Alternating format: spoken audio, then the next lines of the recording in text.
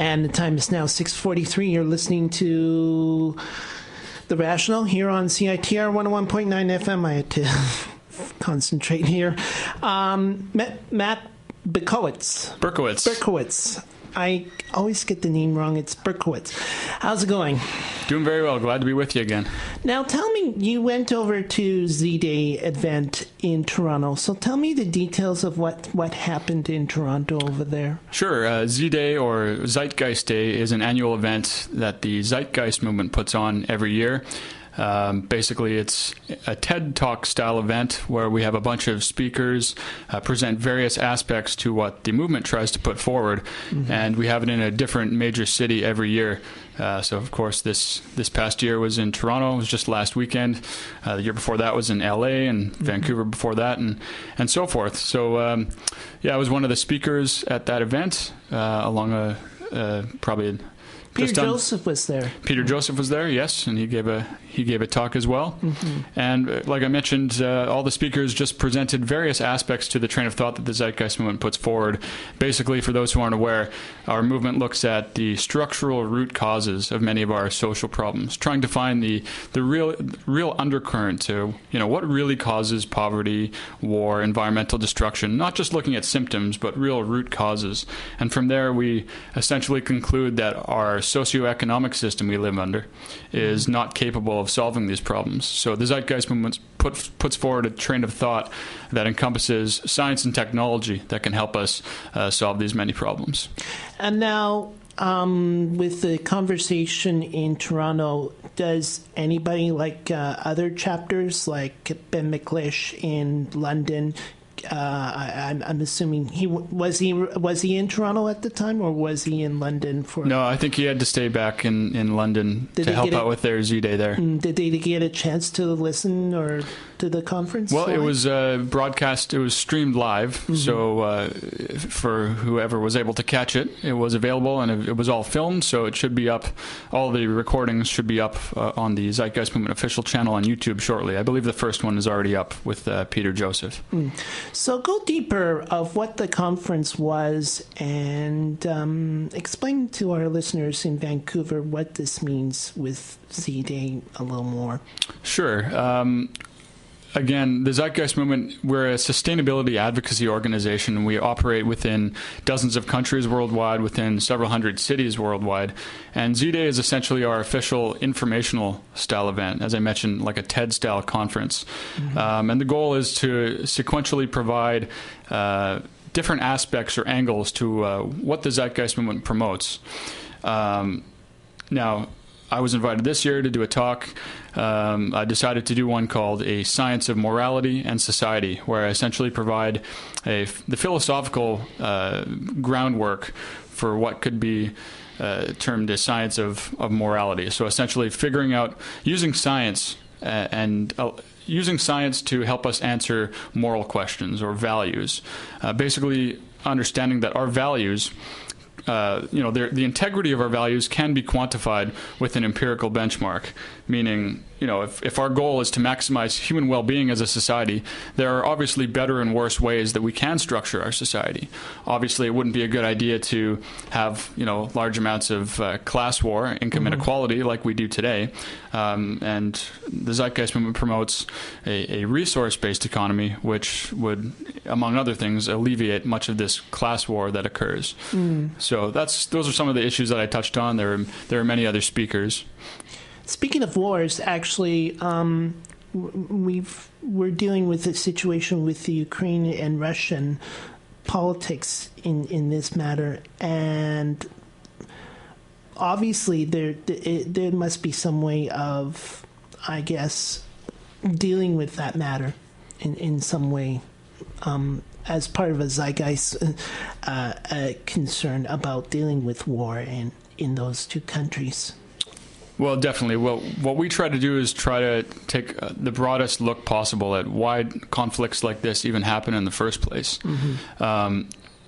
And essentially it has its basis in the market system, where countries essentially are divided up, and each country obviously doesn't have an equal amount of resources.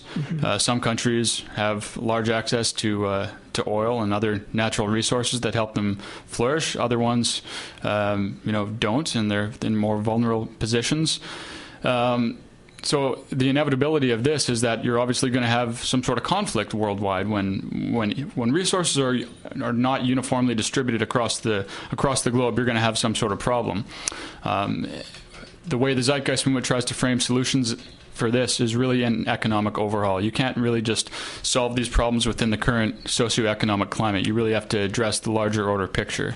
That's why the resource-based economic model that we present is, in fact, global in scope. We need to understand that the Earth is one shared system, that we need to understand the interconnectedness of everything that operates on the planet. So dividing ourselves up in countries, basically like corporate entities, really is detrimental to having peace on the planet. Mm-hmm.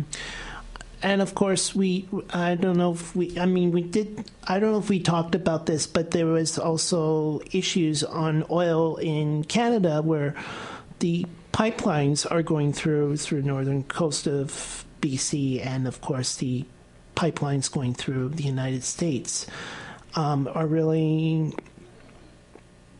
are on the news, on the topic of the news for that matter, and a lot of scientists are saying, well, I wouldn't say scientists, but environmentalists are saying that it's going to disrupt the pipeline, it's going to burst, it's going to kill many of the species on this planet. Sure. This is, just to say it right out blankly, this is market capitalism at its finest. I mean, what do you really expect from a system that promotes profit at all costs?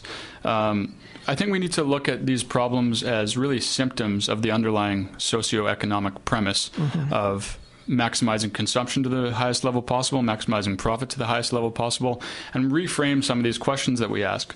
The questions we need to really ask are, what really is our scientific and technological understanding on the planet? What is our technical potential in terms of what we can achieve worldwide? So if you look at the energy question, there's really no reason, technically, why we need to rely on fossil fuels anymore.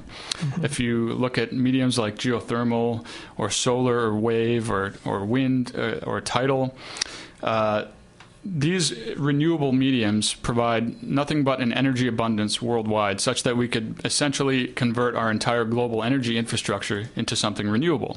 For example, an MIT report in 2006 found that we could power the world with renewable energy for the next, I believe it was 4,000 years, just with current technology. So people start. But do you mean like in a sense of just then? Sorry, I was just going to ask you to interrupt there, but we are on Co-op Radio anyway, for sure, and it's 100.5 FM. The question that I was going to ask, so the report comes out and says that we have the ability to do it. Now, does that mean integrating it into integrating it into the homes right now, or does it mean then a lag time of taking those new paths of energy, if I could say it that way? Yeah, we need to set up the infrastructure first. Now, there's some lag time in converting the energy infrastructure, but the report essentially focused on what is our current technological potential. Right, and in any way, compared to the lag time, it would make sense anyway, right? Because we have to do it because the Earth is in such a vulnerable position. Yeah, I was just wondering if that builds into what we already have, or are they different sort of systems that we would need to... Of course, it's a mindset as well. Absolutely, and that's a great point that you bring up. And users also, I mean, if we want to just be consuming the way that we are, and then just take these renewable resources and just substitute them, that's also not, it's almost like going 2 steps forward and 1 back. Exactly, and you bring up a great point too, is that there needs to be also a shift in the values of our culture. We can't just expect to make these changes with our current consumptive mindset. Again, the market system is based on consumption at all levels, whereas if you wanted to have an actual sustainable economy, you need to really reinforce values of preservation, both economically and culturally. Now, what that means is that you need to have a system where we design products to be as to have as long a longevity as possible, to be as updatable, to be as recyclable, not designed with deliberate planned obsolescence and with the assumption that people need to continually buy the next iPhone when it comes out, deliberately, strategically planning these marketing campaigns so that the next one comes out in the next 6 months. So these values that are promoted are a direct causal byproduct of market capitalism, put very succinctly. So what's your next show on the Wednesdays blog? Every Wednesday. Every second Wednesday. It's every Wednesday or every second Wednesday, depending on volunteers. The Zeitgeist Movement Global hosts a radio show on Blog Talk Radio, just basically talking about different aspects of the Zeitgeist Movement, or even bringing in third parties to bring in other experts to discuss these issues. I believe tomorrow's show will be, or Wednesday's show, I'm sorry, will be, we'll just be recapping the ZDay events. So there'll be some recordings from various ZDays around the world, and I think I'll also be giving a brief update as to how the events played out. Where can we get a hold of you? You can get a hold of me on the from the ZeitgeistVancouver.com website. You just go to the contact section, or you send an email to contact@ZeitgeistVancouver.com. Okay, thanks very much there. It's been a pleasure. Appreciate it. For the 15-minute interview. Thanks so much for having me back. All right, no worries. And that is it for The Rational. So stay tuned for Beautiful Minds. Coming up next, we're going to leave you with The Last Con of Cons, the song by Mongol Hordoris. Thanks for listening.